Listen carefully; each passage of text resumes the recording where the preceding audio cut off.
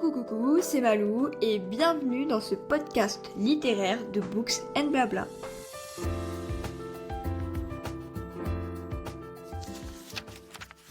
Salut à tous, aujourd'hui sujet vraiment court car je vous avoue que ces dernières semaines je suis très occupée avec des projets perso et surtout mes cours. Là c'est vrai qu'on arrive à la période des partiels donc j'ai beaucoup moins de temps pour moi et pour mes loisirs.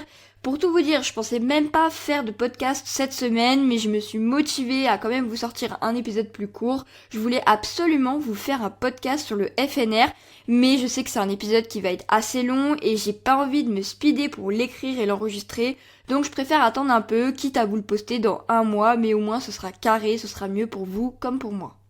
Donc aujourd'hui j'ai décidé de vous faire un épisode sur des auteurs que j'aime tout particulièrement et donc j'achète les livres les yeux fermés. Comme ça je vais pouvoir vous parler d'auteurs que j'aime mais aussi de livres que j'ai aimés et donc comme ça ça fait un petit peu l'office de recommandation en même temps. On commence tout de suite avec la première autrice qui n'est autre que Morgane Moncouble. Sans surprise, j'ai lu tous les livres de Morgane et vraiment c'est toujours un plaisir, à chaque fois on est transporté dans l'univers, les personnages sont attachants et les enjeux toujours très clairs, ce qui donne vraiment envie de savoir la suite à chaque fois. Morgane, c'est une autrice de romance publiée exclusivement chez Hugo Roman, qui est aujourd'hui d'ailleurs sans doute la plus connue de toutes les autrices de Hugo Roman. Et dans le genre, c'est vraiment la queen, c'est celle qui a su conquérir le cœur de toutes les lectrices. C'est l'une des premières que j'ai lues lorsque j'ai commencé la romance il y a maintenant plus de 4 ans et je me suis jamais lassée de ces histoires. Mention spéciale à Viens on s'aime, son premier roman qui a une place très particulière dans mon cœur, à Nos âmes tourmentées qui a un roman très touchant, à L'As de cœur, sûrement son plus gros succès, et à la saga Seasons qui lui a demandé un travail colossal largement salué par la critique. On poursuit avec Delida Dane que j'ai rencontrée pour la seconde fois au FNR et c'est toujours un plaisir, elle est vraiment adorable. C'est aussi une autrice de romance publiée chez Hugo et pareil j'ai lu tous ses livres et je sais que c'est une valeur sûre. Mention spéciale à Stairway to Heaven, le premier que j'ai lu et que j'avais adoré et son dernier sorti qui est Mad Majesty, vraiment j'ai trop aimé, j'ai trop hâte de lire les 2 autres tomes, en plus quand ça part de la royauté, moi j'achète direct.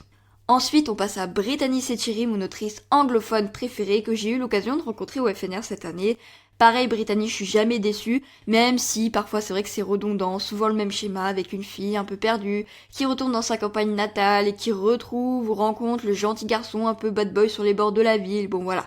Mais je sais que ça reste quand même toujours un bon moment, et mention spéciale à La force de renaître largement sous-cotée, et à Eleanor and Grace, son chef-d'œuvre, une des premières romances que j'ai lues et qui m'a marqué à jamais. On va maintenant parler de Laura S. Wilde, et là c'est un peu différent, parce que je l'ai découverte un peu tard, et au début je sais pas pourquoi, je voulais pas trop lire ses livres, et finalement j'ai adoré. En fait le déclic ça a été vraiment la saga Bodyguard, j'avais peur que ça soit une saga de plus, un peu cliché, et en fait pas du tout, j'ai été agréablement surprise, et je vous la recommande vivement, et voilà, il y a d'autres livres que j'ai aimés, comme À tous les cœurs que j'ai brisés, vraiment celui-là pépite aussi. On a également Emma Green publié chez Addictive, dont j'adore les romans, c'est toujours frais, bien écrit, et c'est vraiment des bonnes romances qui sont pas forcément oubliables comme le sont malheureusement la plupart. Je vous recommande 10 bonnes raisons de te détester qui est vraiment hilarant, ou encore If You Wanna Be My Lover que j'avais adoré avec un concept un petit peu particulier puisqu'on a 2 jumelles qui vont un peu échanger leur vie. Franchement j'avais trouvé ça hyper original, j'avais trop aimé.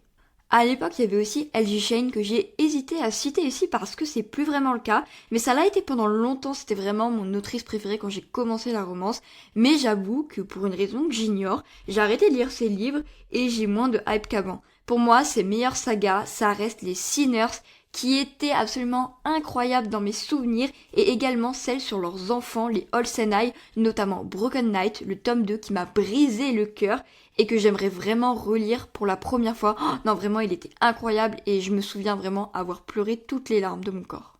Évidemment, impossible de ne pas citer Colleen Hoover, dont j'ai presque tous les livres. C'est vraiment la valeur sûre en romance, et honnêtement, il n'y a pas un livre que j'ai trouvé fondamentalement mauvais. Mention spéciale à Regretting You, beaucoup trop sous-coté, et Verity qui m'a déroutée, et vraiment j'ai hâte de voir l'adaptation avec Anne Hathaway qui a été annoncée il y a pas longtemps là.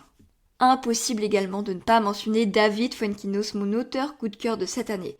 Je suis en train de lire tous ses livres et c'est toujours une masterclass, c'est bien écrit, c'est bourré d'humour et parfois absurde, mais c'est une écriture simple entre guillemets, vous me comprenez, que j'aime particulièrement, et je suis loin d'être la seule parce que j'ai prêté ces livres à ma mère qui était un petit peu réticente au début, et pareil, elle est devenue fan, elle me les pique tous maintenant. Vraiment, je vous recommande Charlotte, c'est pour moi un incontournable. On a aussi 2 sœurs qui est vraiment une masterclass. Et numéro 2, pareil, celui-là aussi il était trop bien. Bref, franchement, lisez tous ces livres, ils sont tous bien. On a également John Green dont j'adore la plupart des romans. Je dis la plupart parce que oui, j'ai eu quelques déceptions et notamment une, Le Théorème des Catherine. C'est le seul livre que j'ai jamais terminé alors que j'ai essayé par 2 fois de le lire. Donc vraiment, celui-ci ça a été une véritable torture. Mais lisez plutôt Nos étoiles contraires qui est un incontournable. Ou encore Bienvenue dans l'Anthropocène, trop méconnu du grand public et qui est juste un chef-d'œuvre. C'est aussi l'un de mes livres préférés. Je vais aussi mentionner Christian Jacques, même si j'ai lu qu'un seul de ses livres, mais j'ai été véritablement transportée par son livre Ces femmes qui ont fait l'Égypte, et ma mère m'a dit que c'était vraiment le spécialiste à lire sur l'Égypte, et j'adore ça, donc j'ai prévu de lire beaucoup d'autres de ses livres. Et comment finir ce podcast sans parler de Taylor Jenkins Reid, l'autrice des 7 maris d'Evelyn Hugo, sans doute mon roman préféré, de Once True Love, en français Les Vrais Amours, des Sirènes de Malibu ou encore de Daisy Jones and the Six, qui étaient tous aussi incroyables les uns que les autres. Avec elle, je me pose même pas la question, j'achète directement et j'ai encore jamais été déçue. C'est vraiment une valeur sûre, elle mêle toujours drame, passion et romance et je peux que vous recommander ses livres. Et voilà, ce podcast touche déjà à sa fin, je suis désolée, je vous avais prévenu qu'il était un petit peu plus court. Je m'excuse aussi pour le rythme en ce moment qui est un petit peu aléatoire. D'habitude, je poste soit le mercredi ou le jeudi, ça dépend.